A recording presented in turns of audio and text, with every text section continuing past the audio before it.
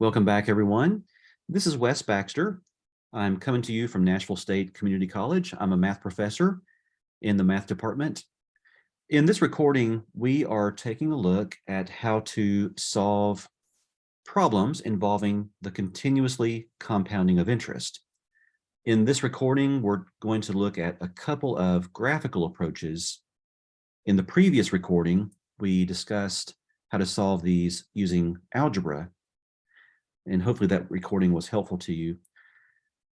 This recording I especially like because you're going to learn a couple of approaches on your graphing calculator that you can then use for other problem types. So once you master these approaches to solving this particular type of problem, you can take this knowledge with you and solve many other types of equations.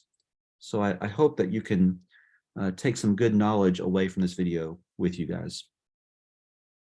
So the purpose of this recording is to help you understand how to use the continuous compounding formula to solve problems involving the continuous compounding of interest, and we will examine, again, two different graphical approaches. So here's our sample problem. This is the same problem that we looked at in the previous recording. Jeremiah is investing $10,000 in an account that pays 4.5% interest that is compounded continuously.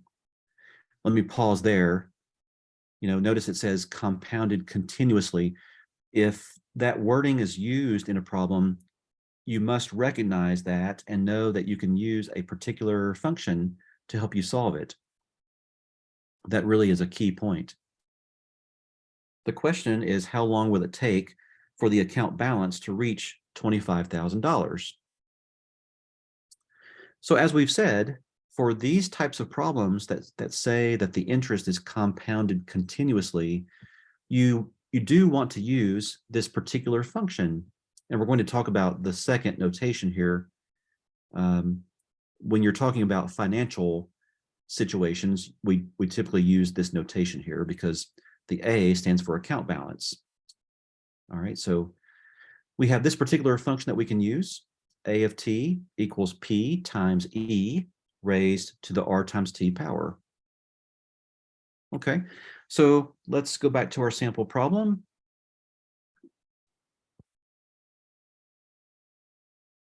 All right, and let's talk about a couple of different methods that we can use on the calculator to solve this. So the first one I want to talk about is the zero method. Now for this method, we want to use the function that we are allowed to use. And the first thing you do once you write out the equation is you want to get a zero on one side. Okay, notice it's called the zero method. So maybe, it'll be easy to remember what to do. You want to get a zero on one side of the equation. And I'll show you with our example in just one second. Once you get that zero on the one side, then you can graph the function that you get on the other side of the equation. And once you have that function graphed, basically it's just a matter of finding the zero of the function on the calculator. So I'm going to show you how to find zeros. The zero is going to be the solution. Let's just talk briefly about why this method works. So think about when you have an equation is just an expression that expresses the fact that each side of the equation is equal. Okay, so think about that. So each side is equal to one another. That's why it's called an equation. The two sides are equal. So since the two sides are equal, it makes sense that when you subtract one side of the equation from the other side, the difference that you get, when you subtract is going to be zero. Like, for example, if you had an equation that said 5,000 equals 5,000, well, if you subtract 5,000 on both sides, then you have this operation 5,000 minus 5,000. And of course, that difference equals zero. Okay, so that's always going to be the case, because if you're expressing the fact that the two sides are equal, when you subtract one side from the other, the difference will always be zero because they're equal. All right. once you have done that, once you have subtracted the one side from the other side, then if there's a variable involved, then you can then just simply find the variable that causes the difference to be 0. Okay, so with this graphical approach, you will always be finding the 0 then, or in other words, the x-intercept. A 0 is also called an x-intercept. They're the same thing. All right, so let's see how this method works with our sample problem. Let me switch my screens here just for a second.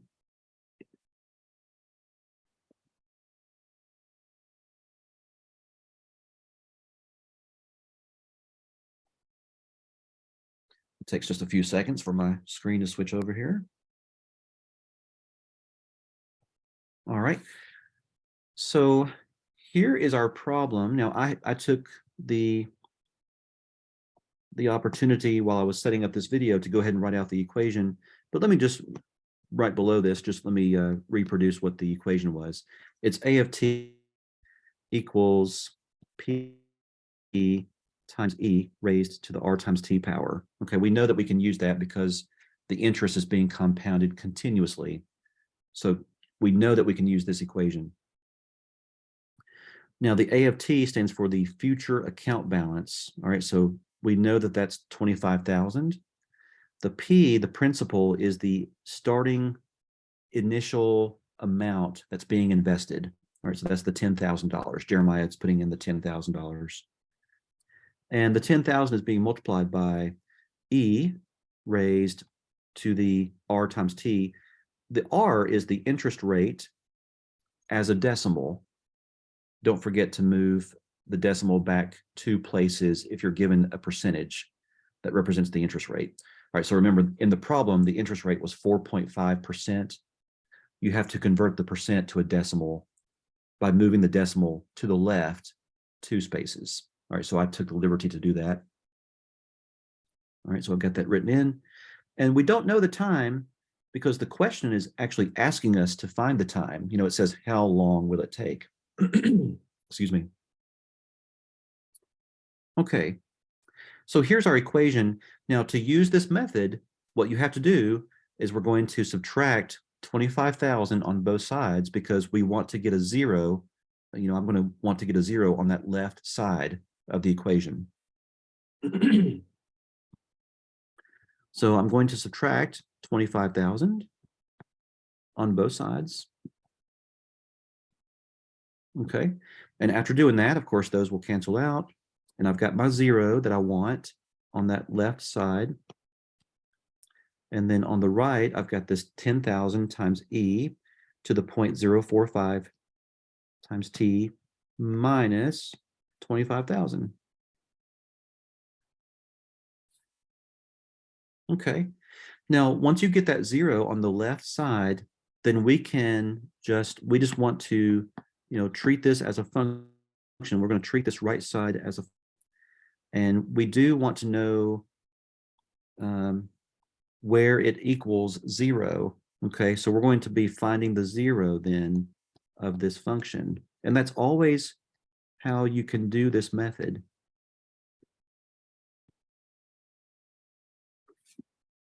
So there's our function that we'll use. All right, so let me switch my screens again.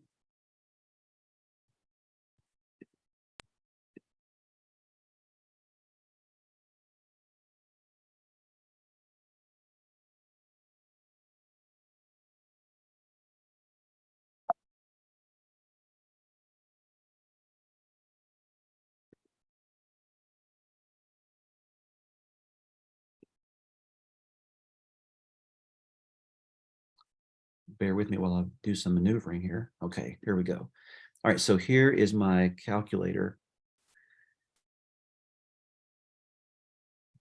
All right, so to graph a function, you want to just press y equals on your calculator. And I'm just going to type this function in that we got. All right, so we have 10,000. And I do want to say times to let the calculator know that I'm multiplying here. So I've got 10,000 times. And to put E in, you can hit second ln. And that puts your E in. And then the calculator automatically opens up a box for you to put an exponent with the e. All right, so I'm going to type in 0.045 times our t. All right, and this button right here just puts the variable in. It shows an x on the screen. That's fine. We can say that x represents t. Now to exit out of the exponent, I need to hit the right arrow button to bring my cursor back down. And then I want to say minus 25,000.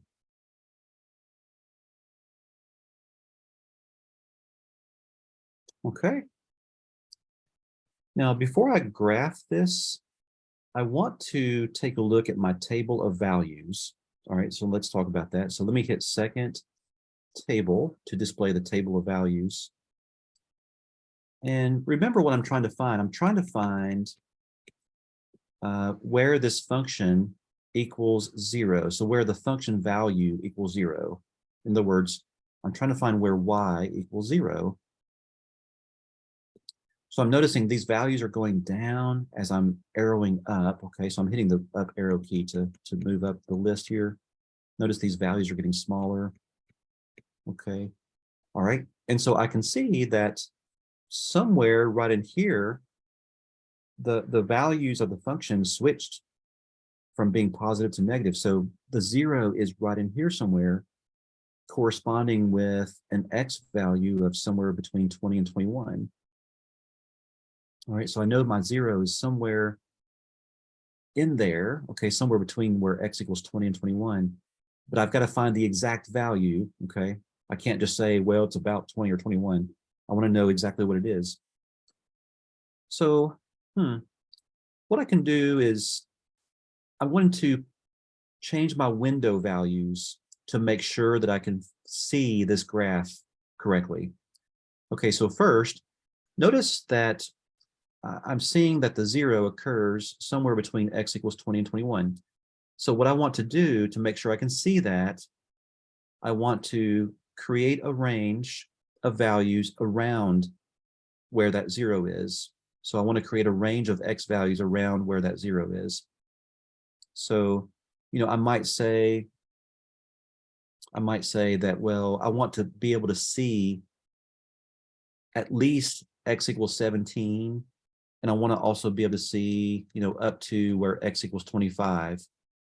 So I want to kind of create a range that's wide enough in my window just to make sure I can see where the 0 occurs, okay? Does that make sense? All right, so what I'm going to do is I'm going to hit window. And so what I'm saying is I'm going to let the x minimum, the smallest x value that I can see, I'll say, did I say 15? I'll make it 15. And the x maximum, the largest x value that I'm going to be able to see in my window, let's say that will be about 27. These don't have to be exact. I could have made it like x minimum is 10 and x maximum is 30 or something like that. Just as long as the 0, where the 0 occurs, is in that interval somewhere. All right, now let me go back to my table of values. So second table. And let me think about the y values here. I've got my x values set. The y values, notice how the y values get large very quickly. Okay, so on this side of the 0, the values are getting large very quickly as you go down this way. And on the other side of the 0 up here, those negative values are getting large very quickly. So to make sure I can see where the 0 happens in here, again, I want to create a spread of values large enough so that I can make sure that I see this 0, okay? So let's say that I want to let the smallest y value that I can see be about, I'd say negative 5,000. Okay, and then I'll say that the largest y values that I can see be about positive 5,000. All right, so, and that will give me a spread of values around the value of 0. I hope that makes sense. So go down to y minimum. We'll just leave our x scale as 1 and our y scale as 1. but the y minimum we'll type in. Now for a negative, make sure you hit this negative key down here. So we're going to put in negative 5,000. And for the y max, we're going to put in 5,000. Like we said, once you get the window set, you can now hit graph. And we have a very nice window where we can actually see this x-intercept right here. All right, so what we're seeing is this is actually the x-axis, and this is the graph of our function, okay? And with this method, excuse me, what you want to do is you want to find this particular x-intercept. So let me show you how to do that. So to find an x-intercept, which is also called a 0, you can hit second, trace, select 0, hit enter. And notice how it says left bound. All right. Think about this with me carefully here. All right, so the left bound. What I want to do is I want to press the left arrow key, and I want to move my cursor. Excuse me while I clear my throat. Sorry about that. I want to move my cursor to the left along the graph. It automatically moves along the graph. I just want to move it to the left of where this point is that I'm trying to find. I'm trying to find the x-intercept right here. And notice my cursor is to the left of that point, okay? Once it's to the left, I can press enter to select that as a left bound. And notice it puts a flag up here at the top to let you know like where you put that. Now it says right bound. So I'm going to press my right arrow key to move it to the right. Okay. And notice now here's the point that I'm trying to find. I have moved it to the right. And so I'm going to press enter. And again, notice it puts a flag right above where we put that right bound. All right.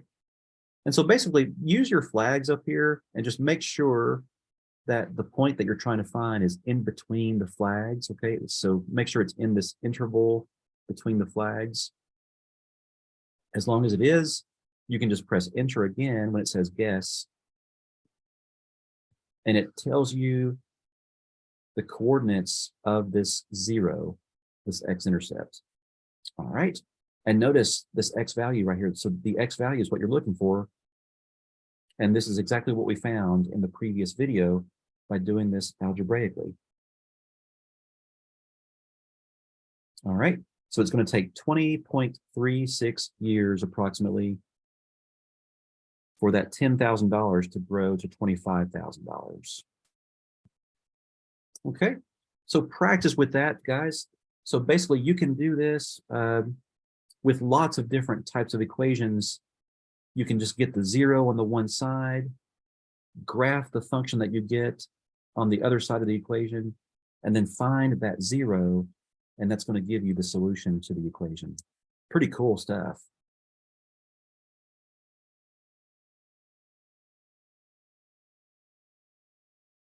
All right, let's go back to our presentation.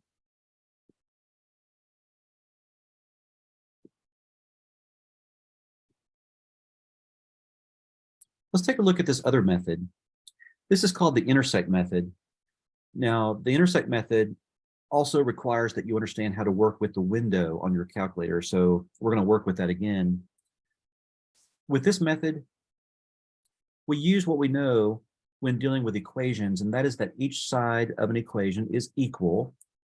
So you simply will let the left side of the equation be equal to the right side of the equation. Okay, that makes sense.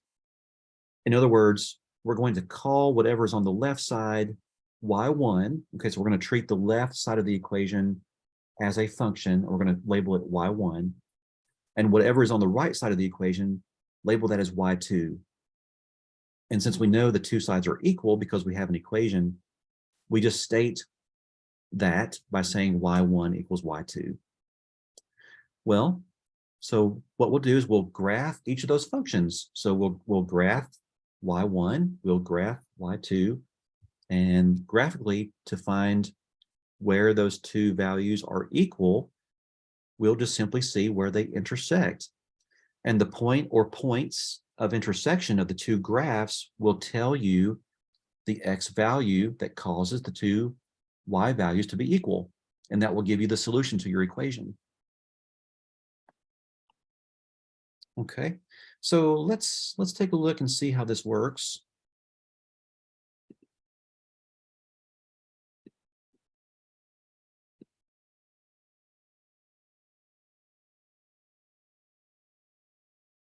Give me just one moment.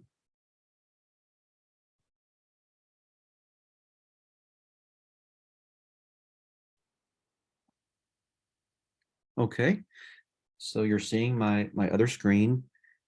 All right, so let's go back to the equation that we wrote out previously, and that's the 25,000 equals 10,000 times e to the 0.045 t.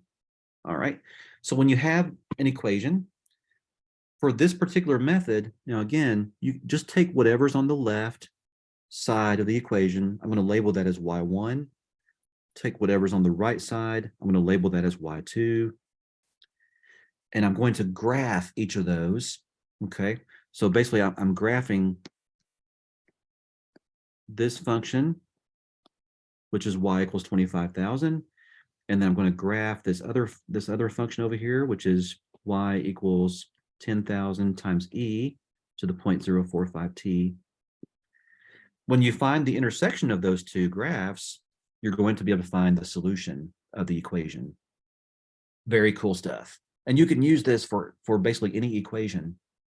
So this is a very powerful graphical approach.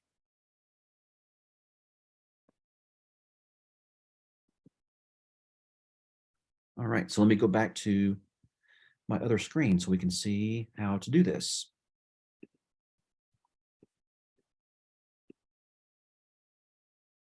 All right, so let's clear out what's in here.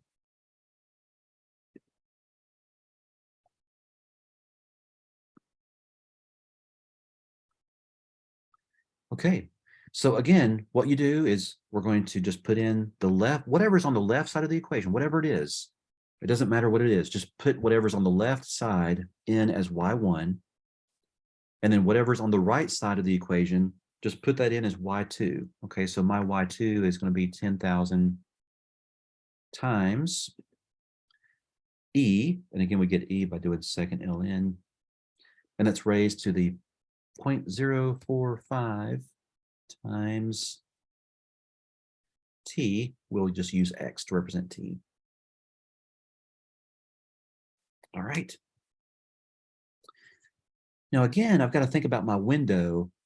If I don't know how to work with my window, I can't use these methods. Okay, so really the window is so important, guys. So see if this makes sense, okay? So to think about how to get the correct window, always go to your table of values. And then for this method, we're looking for the intersection of the two graphs. So basically kind of find, sort of roughly find where y1 equals y2 so that you kind of have an idea of where they are intersecting. And see, you can kind of see that they're both equal to 25,000 somewhere right in here. Y2 is, its values are changing, but it's going to be equal to 25,000 somewhere in between this value and this value. So that's occurring somewhere between x equals 20 and x equals 21. All right. So again, what you do is to be able to see the graph correctly, what you want to do is you want to put in a range of x values around where the zero is happening. I'm sorry, around where the intersection is happening. So let's go to our window. This is fine. So, x being between 15 and 27, we know that it's happening somewhere around 20 or 21. So 20 or 21, is sort of in the middle of this range of values here. So 20 or 21 is in between 15 and 27. So the x's are set perfectly. Now let's go back to our table of values to look at the y's. The y values, now we need to be able to see the value 25,000 because that's where they're equal. All right. And you want to sort of, set a range around 25,000 just to make sure that you can see what's going on. So, what you can do is you can just sort of see how Y is changing here. Now, Y is changing fairly quickly. Okay, so just to make sure we can see the values well, you might set the Y range, I would say between, let's say between 22,500 and 27,500, just to make sure we can see what's going on here. So create a range around the value of interest. Okay, so let's go down and do that. So we want to say, we want to be able to see between Y equals 22,500 and we'll say 27,500. I'm just totally making that up. I'm not getting that from somewhere. I'm just sort of making this up. I'm just creating a range around the value 25,000 just to make sure I can see enough of the graph to see what's going on. That's how you create your window. All right, and once you have the window set, then you can hit graph and see, we can easily see the intersection is right there. We're just looking at this piece of the graph of these two functions, and there's our intersection right there. All right, now how do you find the intersection? To find an intersection, you just hit second, trace, and go down and select intersect. Press enter. And notice the calculator says first curve, question mark. When it references a curve, now it's talking about the first function. Okay, so a curve represents a function. This horizontal line is the function y equals 25,000. It's that's y1. That's that first graph. And then this other graph is y2. So that's graphing the right side of the equation. To do this, what you can do is move your cursor so that it is pretty close to the intersection point, and then press enter. Okay, so that selected that first function there, y1, and then notice how the calculator sort of, it automatically sort of finds the other function. See how the cursor is now sort of up a little bit. I'm going to move it right and left just to make sure it's following along that other function, and yes, it is. All right. So as long as it's on the other function, I'm going to hit enter because it's going to give the calculator a point on that other function. All right, so hit enter to show the calculator that that's the other function. And then it wants to guess. All right, so guess. And it finds the intersection. And notice, do you recognize this value here, 20.36? That is our solution. So the X value there is our solution that we're looking for.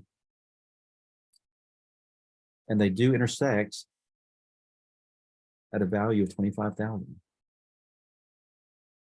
Okay, guys. So that is the two graphical approaches that I wanted to show you. You may or may not see those approaches in your class. All right, so we wanted to supplement what you see in class with these recordings. And so we hope that this helps you. We want to give you more tools to solve some of these problems than what you might see in class, because you simply don't have time in class sometimes to see all this. So we hope these recordings are helpful to you. All right, I'll see you in the next video.